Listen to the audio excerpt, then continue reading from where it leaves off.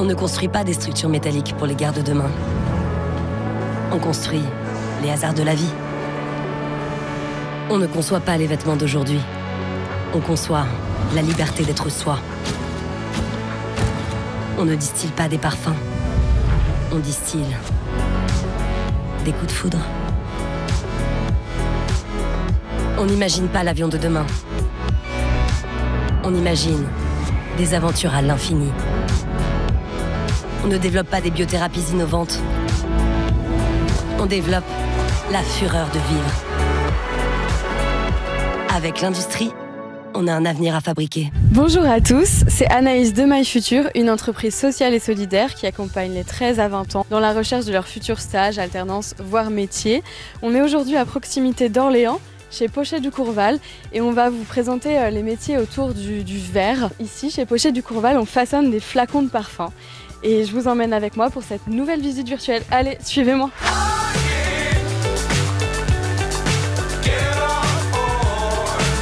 Donc, je vais tout de suite retrouver le premier intervenant de cette visite virtuelle. C'est Jean-Baptiste, qui est technicien de maintenance industrielle. Bonjour Jean-Baptiste. Bonjour Anaïs. Donc toi, est-ce que tu peux me dire ce que tu fais ici? C'est quoi ton rôle? Donc moi ici, je suis arrivé il y a maintenant 6 ans. Ok. Et donc ça fait 6 ans que j'ai commencé pendant 4 ans agent de maintenance. Et ça va faire actuellement ma 3e année où je suis passé technicien de maintenance. Et mes tâches ici sont majoritairement entretenir les machines, donc par le biais du préventif qu'on planifie, c'est-à-dire que j'ai des interventions qui sont présentes tous les 6 mois avec des fréquences régulières, soit annuelles, soit tous les 6 mois, toutes les semaines, tous les jours. Donc ça c'est en fonction de la production et de mon responsable qui me dit aujourd'hui voilà Jean-Baptiste, j'ai telle tâche à faire sur différentes machines. D'accord. Donc pas forcément des machines qui ont des bugs si tu interviens en préventif comme tu dis, c'est juste pour vérifier que ça fonctionne bien. Ah non, le but du jeu d'un technicien de maintenance et d'un service maintenance, c'est d'éviter les bugs. C'est pour ça qu'on fait énormément de préventifs pour anticiper les pannes de machines. D'accord, donc grâce à toi, et les machines ne bug jamais. C'est ça, je suis un peu le héros de l'usine. Et du coup, si j'ai bien compris, ici il y a 2 principaux ateliers, 2 principales tâches. Est-ce que tu peux m'en parler rapidement, me les présenter? Oui, il n'y a pas de souci. Donc on a l'usine mère qui est basée à Guimerville dans le nord de la France, qui eux nous livre un flacon qui est transparent. Donc un flacon de parfum. De parfum voilà. Qui est transparent. Ça peut être du parfum ou on va dire du soin, donc ça peut être de la crème, produit fini.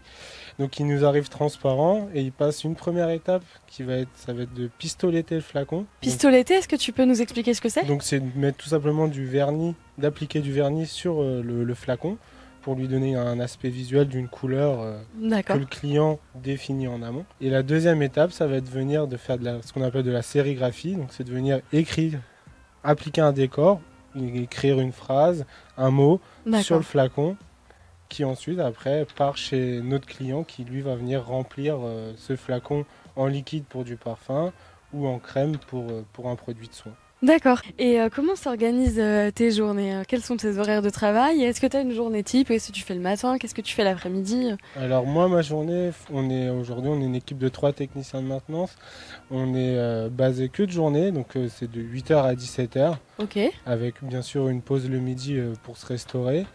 Et notre journée type, c'est qu'on arrive donc à 8h, on fait un check déjà entre nous sur la journée passée, savoir si tout s'est bien passé, si on n'a pas des anomalies en cours, justement des bugs en cours. Et sinon, on a un premier point à 8h30 avec la production, qui eux nous rapporte tout ce qui s'est passé pendant la nuit vu qu'on n'est pas là.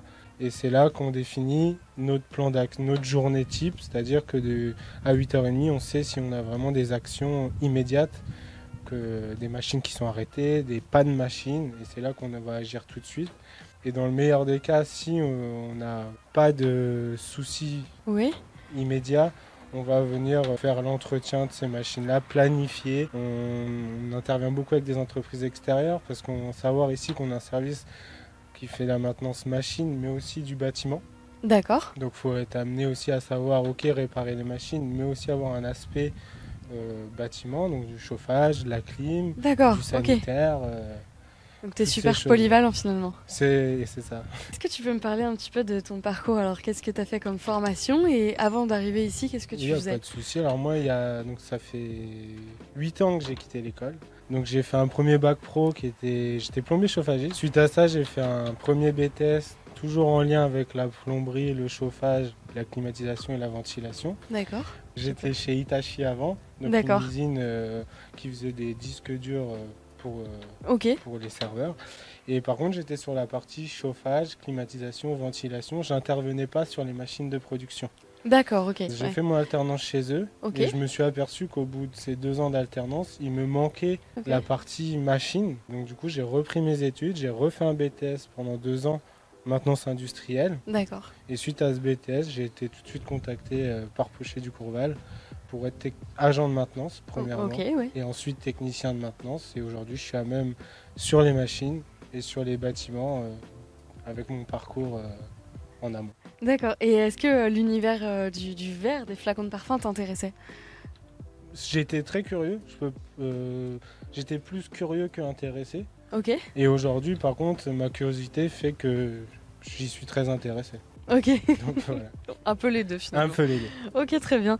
Et selon toi, quelles sont les qualités essentielles pour faire ton métier? Donc on l'a dit un petit peu, on a parlé par exemple de polyvalence, mais quelles sont les autres qualités essentielles pour faire ce que tu fais? Être bon bricoleur, c'est vrai qu'avant d'être technicien de maintenance, d'agent de maintenance, j'ai quand même été élevé avec toujours en train de bricoler dans le jardin, la tondeuse, le scooter, la petite moto. Ce qui m'a amené cette fibre manuelle, parce que c'est quand même un métier avant tout, il faut être manuel, créatif, parce que des fois on nous demande dans l'immédiat de fabriquer des pièces D'accord, ok. en urgence pour que la machine démarre le plus rapidement possible. Avoir une Avant. solution de repli, quoi. Voilà, c'est Ok. ça. Et prendre beaucoup de recul aussi, de ne pas prendre les choses à chaud, comme ça, tout de suite, foncer tête baissée. Non, il faut vraiment prendre du recul, analyser, se poser les bonnes questions et après intervenir en sécurité. Et puis voilà. Et tu disais que tu travaillais donc dans une équipe avec 2 autres personnes. Ça aussi, est-ce que c'est un aspect essentiel de ton travail, de bien communiquer avec le reste de ton équipe, c'est ça?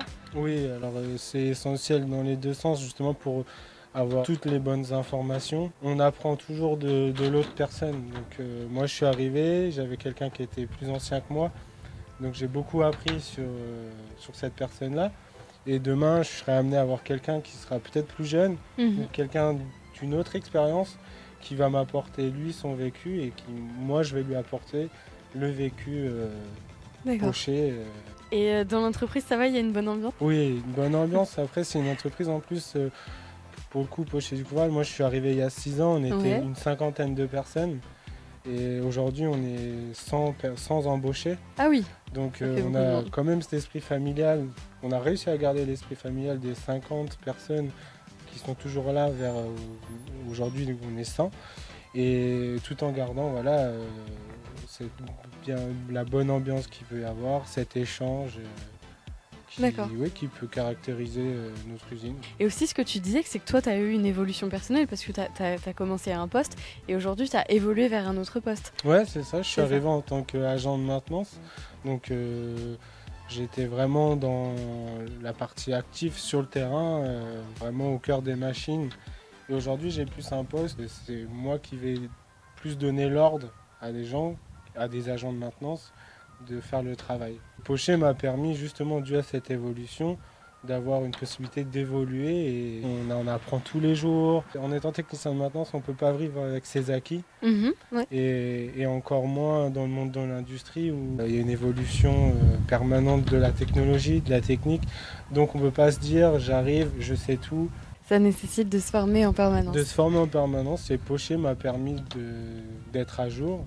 Et est-ce que tu peux donner un petit peu la grille de salaire de ton métier, enfin voilà, une fourchette de salaire? Il n'y a pas de souci, moi je suis arrivé donc, en tant qu'agent toujours, j'étais aux alentours de 1 800 € net. Ok, très bien. À la fin du mois, c'est ce que j'avais dans ma poche.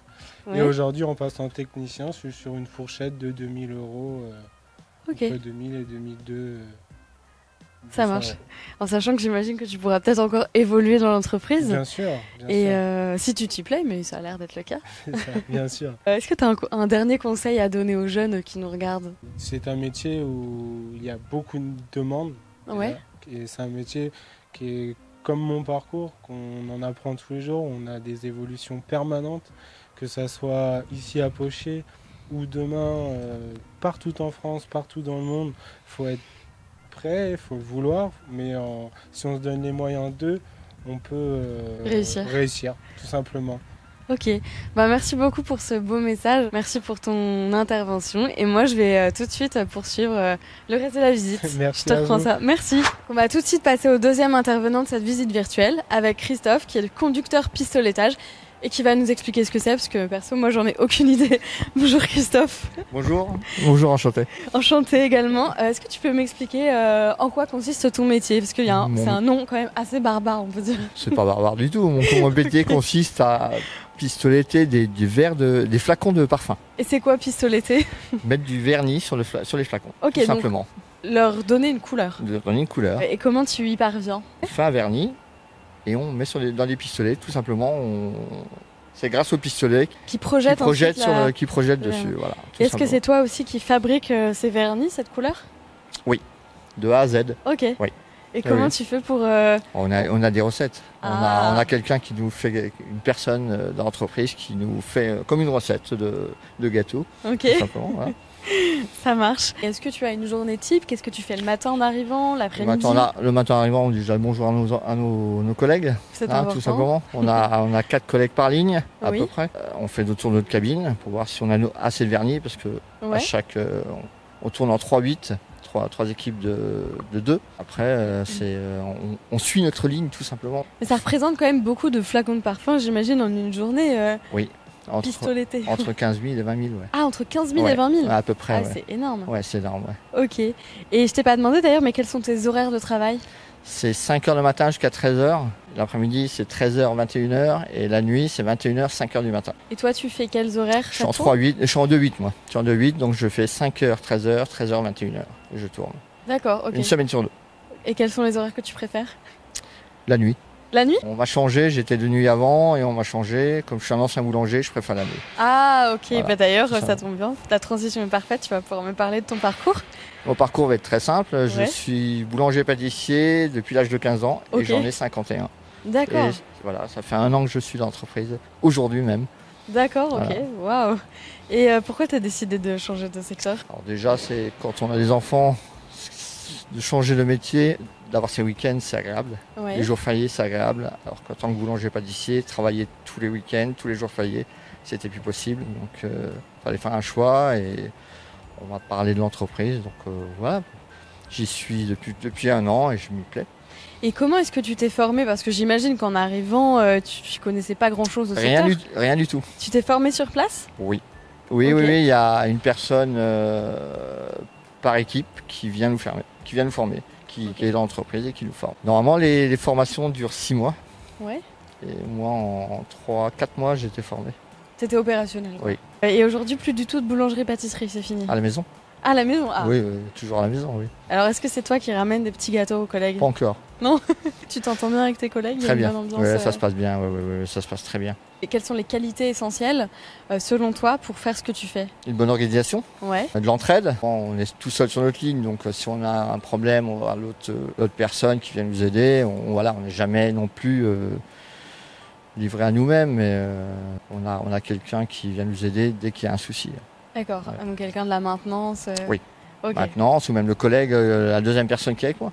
Quelles sont les choses que tu préfères faire? Avoir une bonne qualité de produit à la fin. Donner, comme je vous dis, quand j'étais boulanger, pâtissier, j'aimais faire les gâteaux, j'aimais ça. Donc avoir une bonne finition, pouvoir avoir de reproches derrière. Donc ça, avoir des pistoletés, tout ça. Ok.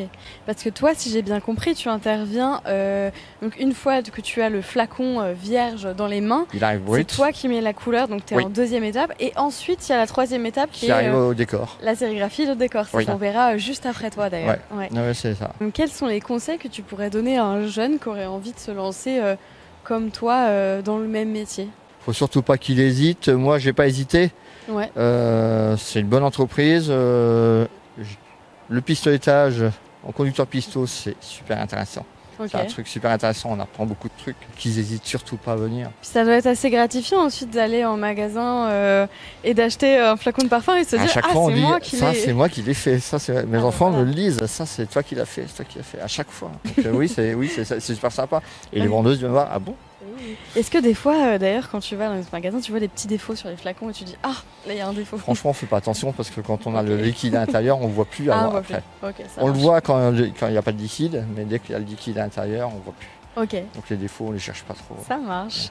Et toi qui as été formé sur place aussi, c'est intéressant peut-être de dire aux jeunes qui peuvent tout à fait venir sans avoir une expérience. Il n'y a pas besoin d'expérience. Je vous dis, moi, je suis rentré dans l'entreprise, j'avais pas d'expérience du tout. Donc, je dis qu'ils n'hésitent pas, qu'il y a pas de, non, il y a rien de compliqué non plus. Hein. C'est pas sorcier. Hein. Je l'ai appris. Ouais. Ils l'apprendront aussi. Il y a pas de. Et toi, tu te verrais former Oui. un jeune en Ils stage m'ont m'ont déjà proposé. Ça fait 1 an que je suis là. Ils m'ont déjà proposé. Ah ok, donc voilà. ça veut dire que tu as bien été formé, que tu serais un bon formateur. Peut-être. Peut-être. Ok. Est-ce que tu peux me parler un petit peu de ton processus de recrutement? Comme je vous ai dit tout à l'heure, ça fait 1 an que je suis dans l'entreprise. Je suis rentré en tant qu'intérimaire. Ouais. Intérimaire, c'est des boîtes d'intérim, Manpower, ainsi de suite, tout ce qui existe. Vous allez les voir et vous dites que vous êtes intéressé pour travailler. Simplement travailler, mais pas sans préciser le Sans secteur. préciser le coin, ce que vous voulez faire. Et eux vont vous appeler, ils vont vous trouver du travail. Ok. Et C'est rapide? c'est très très rapide. Ok. C'est très très rapide. Ils vous posent beaucoup de questions en arrivant, mais c'est très rapide. Vous arrivez le lundi, mercredi ou jeudi, vous avez du travail. Hein. Ah oui, Oui. d'accord, ok. Oui. Ouais, ok. Moi, ça a été très rapide pour une ici. Ah, déjà, est-ce que tu peux me préciser ce que c'est que l'intérim? Parce que je pense que les jeunes qui nous suivent savent pas forcément. L'intérim, c'est un processus pour rentrer au premier embauche. Ouais. Euh, Même sans expérience professionnelle, sans c'est ça? Non, un jeune peut rentrer comme ça dans la boîte d'intérim à l'âge de 18 ans et puis demander à travailler. Et... Non, eux sont là pour vous trouver du travail derrière. Faut simplement être motivé, quoi. Ouais. Très bien. Et on passe une journée à nous expliquer ce que c'est que le travail de choisisseur. Les choisisseurs, c'est les personnes qui mettent sur ligne. Donc ils mettent les Qui flacons. prennent les flacons et qui les posent sur sur la ligne et qui les récupèrent à la sortie une fois que tout est pistoleté. D'accord, ok. Et nous présenter tous les postes, nous présenter les verres, comment trouver les défauts, voilà, tout un processus. Et à la fin de la journée, on a un petit test D'accord. pour savoir si on a bien suivi, comme à l'école, pareil. Et, Ouais, ok. et puis voilà. Puis, C'est quoi, c'est un test théorique, pratique? Oui, théorique. Il y a A, B et C, et puis voilà, on a juste à D'accord. répondre, on n'a même pas besoin de chercher trop loin. Les réponses sont écrites, et puis... Et toi, à la fin de la journée, donc, t'as réussi le test et t'étais Oui. convaincu que tu voulais travailler ici, c'est ça? Oui, j'attendais la réponse, et le lendemain, ils m'ont appelé, j'ai commencé. Ok. Ça a été super rapide, en 1 semaine, j'ai trouvé du travail. Parce que j'ai cru comprendre qu'il y avait quand même possibilité d'embauche ici, en tout cas dans cette usine. Beaucoup, aussi. oui. Ouais. On cherche beaucoup de personnes. Ok. Les conducteurs pistoletage, c'est plus des embauchés, Ouais. mais l'embauche se fait rapidement. Ok. Et donc, tu me dis que, dans ce que je comprends de ce que tu me dis, tu es arrivé en tant que choisisseur. Oui. Aujourd'hui, tu n'es plus choisisseur, tu es Non. conducteur pistoletage. Est-ce que tu peux me parler de la transition entre les deux et au bout de combien de temps tu es passé de l'un à l'autre? Je suis arrivé en tant que choisisseur au mois de septembre 2023. Ouais. Et 2 mois après, on m'a proposé de faire une formation de conducteur pistoletage, que j'ai accepté. Tu as refait un test? Non, Non. aucun Ok. test. Non, j'ai fait une semaine de découverte pour savoir ce que c'était. D'accord. À la fin de la semaine, on m'a demandé si ça m'intéressait ou pas. Et voilà, j'ai donné mon accord et j'ai commencé directement derrière. Ok. Et je suis tout seul sur ma ligne maintenant. Voilà. Pas de regret du coup? Aucun. Non. Non, aucun. Petite dernière question pour finir, très pratico-pratique. Quelle est ta tranche de salaire, toi, sur ton poste aujourd'hui? Je vais entre 1800 et 2000. D'accord, Voilà. ok. C'est là en net. Hein. Voilà. Ça marche. Merci beaucoup pour Bah, ton de rien. intervention. Merci et à moi, vous. je vais continuer Très la bien. suite de la visite. Bonne continuation. Merci beaucoup. On va tout de suite poursuivre la suite de cette visite en retrouvant Antoine, qui est régleur mécanicien à l'atelier sérigraphie et qui va nous en dire plus tout de suite sur son métier. Bonjour Antoine. Bonjour. Est-ce que tu peux m'expliquer en quoi ça consiste, régleur mécanicien? Ça consiste à lancer les machines pour la bonne production, sortir bon du premier coup les produits. Quelles sont les tâches que tu effectues au quotidien? On est amené à monter les machines de A à Z, Ouais. donc du décaisseur jusqu'au bout de l'emballage, quoi, jusqu'à la sortie arche. Des fois, il y a juste des réglages à faire sur la machine directement. J'ai cru comprendre que toi, tu étais spécifiquement à l'atelier sérigraphie. Oui. Est-ce que tu peux nous réexpliquer rapidement en quoi ça consiste? On part d'un flacon brut. Ouais. Et dans la machine, il y a un écran avec une raclette. Et en gros, une fois arrivé dans la machine, il y a la raclette et l'écran qui viennent décorer avec de l'encre le flacon qui est brut, qui ressort de la machine et après qui passe dans un four pour le cuire. D'accord, donc si je comprends bien, c'est toi qui règles la machine pour que l'écriture soit mise au bon Voilà, endroit. c'est ça. En fait, c'est ça. Oui. Et quels sont tes horaires de travail? Est-ce qu'il y a quand même quelque chose que tu fais plus ou moins le matin, d'autres choses l'après-midi? Nous, on est en 2-8, donc c'est 5h, 13h. Et l'après-midi, c'est 13h, 21h. D'accord. Après, il y a l'équipe de nuit où ils font 21h, 5h. Ok, ça t'arrive aussi de bosser la Des nuit? fois, je peux bosser la nuit en remplacement d'un collègue ou s'il y a besoin. D'accord, ça va, c'est pas trop dur? Non, ça va. C'est plus dur l'après-midi, C'est vrai? Ouais. Ok, comment ça se fait, la digestion? la fatigue. Alors, est-ce que tu peux me parler un petit peu de ta formation et de ce que tu as fait avant d'arriver ici dans cette entreprise? J'ai arrêté l'école en 4e parce que c'était pas fait pour moi. D'accord. Du coup, j'ai fait un pré-apprentissage sur dérogation en pâtisserie. Après, j'ai fait mes 2 ans de CAP, En pâtisserie, en donc. pâtisserie toujours. Et j'ai bossé 2 ans en ouvrier en pâtisserie. Et après, Et j'ai arrêté. Ça te me plaisait plaisait pas? plus. Ok. Et du coup, je suis rentré ici par une connaissance où j'ai commencé justement à l'emballage. Après, je suis passé conducteur de ligne. Et après, j'ai demandé à être formé régleur. Et qu'est-ce qui t'a plu à l'origine dans l'univers du verre et de flacons de parfum qui sont quand même ici très luxe, quoi? Tout ce qui est mécanique, tout ça, j'aime beaucoup. Ouais, Je me suis dit pourquoi pas me lancer. c'est un truc que tu fais aussi Ouais, à côté, à côté? Ok, donc t'as quand même un attrait pour la c'est mécanique. ça. Tu fais de la pâtisserie chez toi encore? Ça fait plus. Non, ça t'a dégoûté? Ouais, fini. Plus de gâteaux, Non. d'accord, super. T'aurais pu ramener des petits gâteaux de temps en temps à tes collègues, C'est vrai, j'aurais pu. mais non. Non. D'accord, ça marche. Et quelles sont selon toi les qualités essentielles à ton métier? Les qualités, ça va être surtout la rigueur, Ouais, être précis dans ses gestes. Et après, c'est le savoir-faire au fur et à mesure. ok. Parce que très concrètement, si tu devais m'expliquer, comment est-ce que tu fais pour que une écriture soit placée au bon endroit sur un flacon? En fait, on a des fiches de réglage, Ouais. des fiches de réglage où il y a tous nos paramètres marqués. C'est une base en fait, et on se base à ça. Et en fonction, on ajuste nous s'il y a besoin. Mais on a la base sur un papier. Parce que j'imagine que tu fais aussi des mesures pour avoir cette précision justement. Oui, alors ça, c'est ce qu'on appelle une pré-série. Il y a un industrialisateur qui est ici. Ouais, Et en gros, on développe avec lui, plus ou moins, on monte la machine pour lui. Si on a le temps, on va lui sortir le décor, ce qu'on appelle le marquage sur le flacon, quoi. ouais. Et après, lui, il vient fignoler les réglages qu'il faut faire pour ajuster, justement. C'est lui qui prépare ça pour que nous, derrière, on ait ces fameuses fiches Ouais, pour ok. pouvoir redémarrer proprement la prochaine production. Ok, donc toi, si je comprends bien aussi, tu es à la dernière étape de la conception du flacon. D'abord, C'est il y a ça. la couleur qui est appliquée, Oui. et ensuite, toi, tu fais l'écriture. L'écriture, ouais. Ok, très bien. Qu'est-ce que tu préfères aujourd'hui faire dans ton travail? Monter la machine de A à Z Ouais, et la démarrer du premier coup. et souvent, c'est ce qui se passe. Ça dépend des jours. Ok. Ça dépend des flacons surtout. Il y a différents flacons, plus ou moins durs, avec différents problèmes. C'est pour ça qu'il n'y a pas du tout de routine.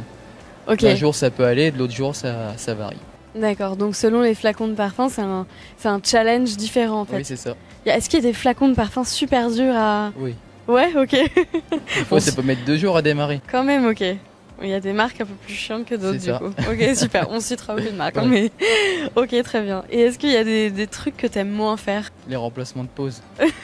Et ça va, tu t'entends bien avec tes collègues de travail? Oui, ça va. Il y a une bonne Il y a ambiance. une bonne ambiance dans l'équipe. Vous faites des trucs parfois en dehors de Avec certains l'entreprise? collègues, oui. Ok, ça marche. J'ai vu ici qu'il y avait des règles sécuritaires assez strictes. D'ailleurs, je vois que tu es en tenue de travail. Est-ce que tu peux m'en parler un petit peu? Vu qu'on reste un peu dans le flaconnage de luxe, Ouais, donc surtout les pollutions, donc on a une tenue complète. Les manches courtes sont interdits ok. pour éviter de mettre tout ce qui est poils, morceaux de peau dans les flacons. Ouais, ok. Et après, sinon, on a la casquette coquet pour tout ce qui va être risque de se cogner la tête ou tout ça quand on est amené à rentrer dans les machines. Les D'accord. bouchons d'oreilles aussi. Ouais, c'est parce qu'il y a important. du bruit Il y a du dans bruit, un peu l'usine. de un bruit, petit peu, ouais. ouais. Tout ce qui va être les passages verts à suivre correctement, ce que peut y avoir dans les passages gris, quelqu'un avec un transpalette ou un chariot élévateur. Ok, en tout cas ça a l'air super strict, en tout cas les règles de sécurité ici, parce que nous-mêmes, moi je suis habillée, on voit peut-être pas à la caméra, mais j'ai des chaussures, voilà, je sais pas comment vous appelez ça. Chaussures de sécurité. Chaussures de sécurité, voilà, tout très simplement. bien. Elles sont plutôt stylées d'ailleurs, ça va.